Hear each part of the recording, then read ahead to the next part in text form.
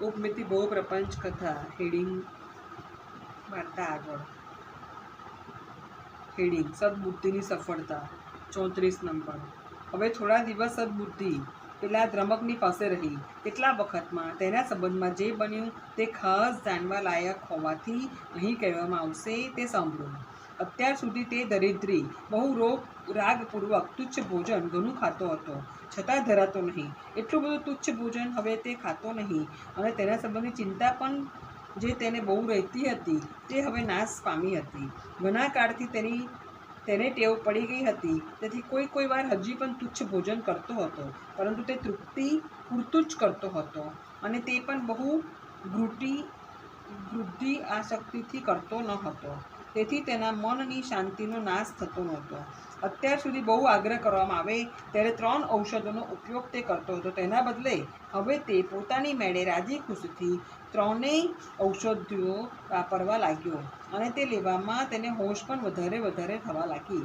પોતાની જાતને નુકસાન કરે તેવા અપથ્ય ભોજન ઉપર તેની પ્રીતિ ઓછી થવાને લીધે, અને પોતાની જાતને લાભ કરે તેવી 3 વસ્તુઓ ઉપર તેની પ્રીતિ વધવાને લીધે તેને જે લાભ થયો તે હવે કહેવામાં આવે છે।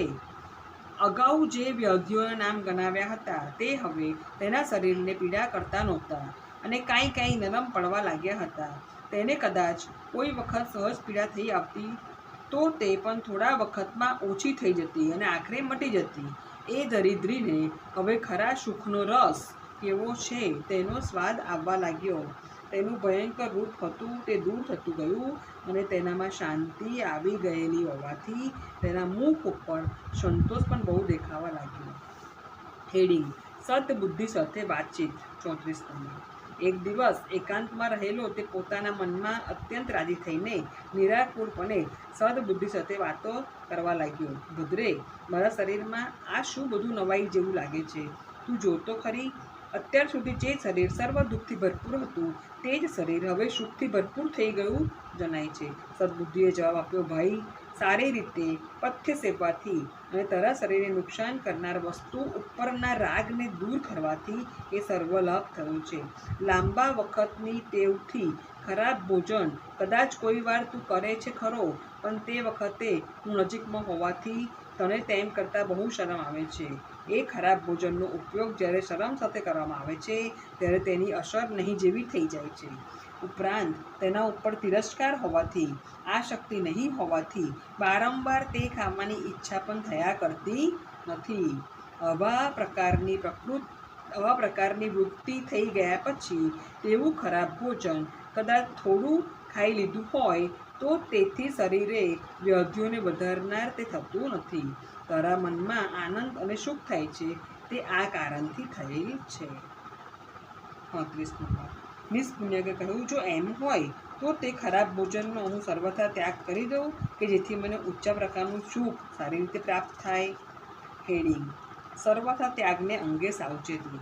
સદબુદ્ધિએ જવાબમાં કહ્યું, વાત તો તદ્દન યોગ્ય છે, પરંતુ તેનો ત્યાગ બરાબર વિચારીને કરજે, કારણ કે ત્યજ્યા પછી તેના ઉપરના પૂર્વ પ્રેમને લઈને અગાઉના જેવી આકુરતા વ્યાકુરતા તને થવી ન જોઈએ। એકવાર એનો ત્યાગ કર્યા પછી વળી ફરીવાર તેના ઉપર સ્નેહ થઈ આવે તેના કરતાં તો ત્યાગ ન કરવો એ જ વધારે ઠીક ગણાય છે, કારણ કે તુચ્છ ભોજન ઉપર સ્નેહ રાખવાથી વ્યાધિઓ બહુ વધી જાય છે। ખરાબ ભોજન થોડું કરવાથી અને 3 ઔષધો વધારે ઉપયોગ કરવાથી તારો રોગો નરમ પડ્યા છે અને તને શાંતિ થયેલી છે, તેટલું થવું પણ અત્યંત દુર્લભ છે। એકવાર સર્વથા ત્યાગ કર્યા પછી તેવા તુચ્છ ભોજનની ઈચ્છા કરનારા તો મહામોહના પ્રતાપથી વ્યાધિઓની લાઘવતા પણ જલ્દી મેળવી શકતા નથી। આ બાબતનો સારી રીતે વિચાર કરીને મનમાં જો ખરેખર ત્યાગ કરવા યોગ્ય લાગે તો જ ઉત્તમ મનુષ્યોએ તેનો સર્વથા ત્યાગ કરવો ઉચિત છે। સદબુદ્ધિનો આવો જવાબ સાંભળી તેનું મન જરા ગભરાટમાં પડી ગયું, તેથી શું કરવું તેનો બરાબર નિશ્ચય તે કરી શક્યો નહીં।